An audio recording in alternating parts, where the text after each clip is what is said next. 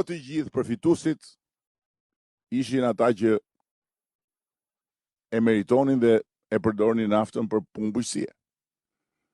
Jo të gjithë.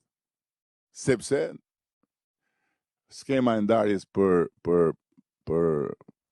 pronësi, për tokën, për posedimin e tokës, për sasinë e tokës, ishte një skemë që kishte problematikën e vet për shkak se në shumë raste pronësia e tokës nuk është atyre që e punojnë tokën.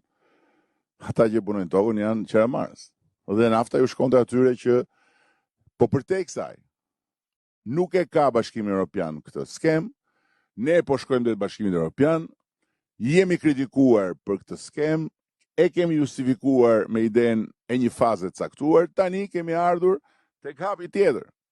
Pra nuk do japim një mbështetje që në bazë sasive me një llogari në bazë shembullve që solli dhe ministri është 300.000 lekë vjetra, por do japim një mbështetje që shkon në 7-8 milion lekë të vjetra përsëri, pra nga 300 euro në 7-8.000 euro, në rast se thjesht dhe vetëm ai që shet prodhimin e vet paraqet faturën direkt produsit, fermerit. Paraqit faturën që ti e shite dhe merr 10% të TVSH-s nga ajo faturë mbrapsht para në dorë. Nuk ka, edhe me ato para pastaj do të blesh naftë, blej naftë sa të duash, por nuk është nafta këtu. Domethënë ata që flasin janë të verbër dhe të ligj.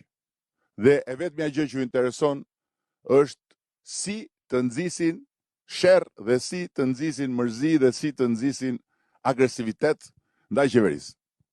Nuk ju del e keqja dhe nuk është fare ky problemi im, as kur mos ju dalt